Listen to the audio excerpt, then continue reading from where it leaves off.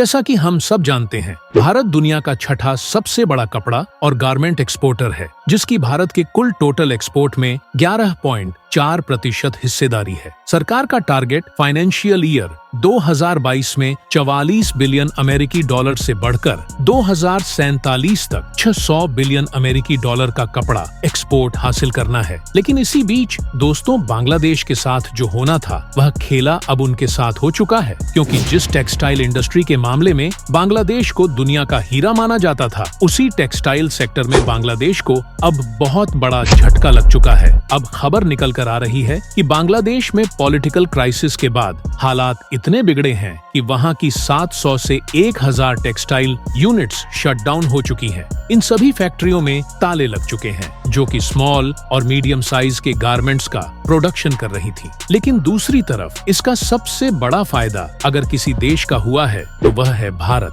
बांग्लादेश में जैसे जैसे टेक्सटाइल फैक्ट्रियों पर ताले लगते जा रहे हैं, वैसे वैसे भारत के उत्तर प्रदेश में बड़े पैमाने पर निवेश देखने को मिल रहा है। खबर यह निकल कर आ रही है कि 1000 करोड़ रुपए की इन्वेस्टमेंट को लेकर बातचीत शुरू हो चुकी है, और यह इन्वेस्टमेंट खास करके यूपी के टेक्सटाइल सेक्टर में किया जाने वाला है। इतना ही नहीं, बांग्लादेश के नेता मोहम्मद यूनुस, जो भारत से अकड़ने की कोशिश कर रहे थे, उनकी ऑपोजिशन पार्टी ने नए इलेक्शन की मांग शुरू कर दी है, जिससे उनकी मुश्किलें और बढ़ गई हैं। इस वीडियो में हम पूरी अपडेट समझेंगे कि किस तरह बांग्लादेश की टेक्सटाइल इंडस्ट्री बर्बाद हो रही है और किस तरह से भारत इस मौके का फायदा उठाकर टेक्सटाइल सेक्टर में कैपिटलाइजेशन हासिल कर रहा है। लेकिन वीडियो में आगे बढ़ने से पहले वीडियो को एक लाइक करके चैनल को सब्सक्राइब जरूर कर लीजिए। तो वापस टॉपिक पर आते हैं। दरअसल बांग्लादेश की मुसीबतें अब और भी बढ़ना शुरू हो चुकी हैं, क्योंकि बांग्लादेश उस सेक्टर में डूबने लगा है जिसके कारण उसकी रोजी रोटी चलती थी। जी हाँ दोस्तों, हम बात कर रहे हैं बांग्लादेश के टेक्सटाइल सेक्टर की, जिसे अब बचा पाना मुश्किल हो गया है। असल में कुछ महीने पहले यह बात सामने आई थी कि पिछले साल बांग्लादेश में 3000 के करीब छोटे से लेकर बड़े गारमेंट्स के कारखाने थे, जिनमें से 800 से 900 कारखाने बंद हो चुके थे। इससे बांग्लादेश का इंपोर्ट पहले से ही कम होना शुरू हो गया था। लेकिन अब एक नई रिपोर्ट सामने आई है, जिसमें बताया गया है कि बांग्लादेश में जो 3000 छोटे बड़े गारमेंट्स के कारखाने थे, उनमें से स्मॉल और मीडियम साइज वाले यूनिट्स में से लगभग 700 से 1000 तक के यूनिट्स में ताले लग चुके हैं, और यह पूरी तरह से बंद हो चुके हैं। केवल वही कारखाने बचे हैं जिनके पास पहले से ही काफी पैसा था, लेकिन जो कम पैसों वाले कारखाने थे वे पूरी तरह से बंद हो चुके हैं। यह बांग्लादेश के लोगों के लिए और नई सरकार के लिए इतना बड़ा झटका है कि इसकी कल्पना भी नहीं की जा सकती।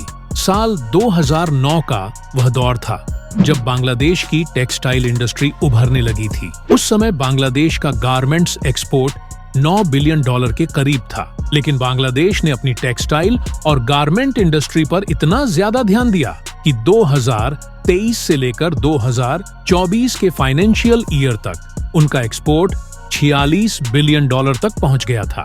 यह आंकड़ा साफ दिखाता है कि बांग्लादेश ने अपनी टेक्सटाइल इंडस्ट्री पर कितना ज्यादा फोकस किया था। लेकिन जब से शेख हसीना की सरकार गिरी है, पिछले 40 से 45 दिनों में फैक्ट्रियों पर ताले लग चुके हैं। अब यही गारमेंट्स इंडस्ट्री, जो कभी बांग्लादेश की सबसे बड़ी ताकत थी, आज उसे बर्बाद कर रही है।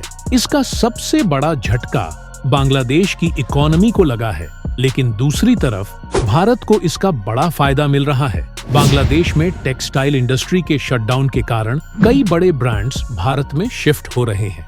रिपोर्ट्स के अनुसार इन्वेस्टमेंट को लेकर बातचीत हो रही है, जिसमें कई ब्रांड्स उत्तर प्रदेश के लखनऊ हरदोई रोड पर टेक्सटाइल पार्क में अपनी यूनिट्स स्थापित करने वाले हैं। इसका मतलब यह है कि बांग्लादेश का नुकसान हो रहा है।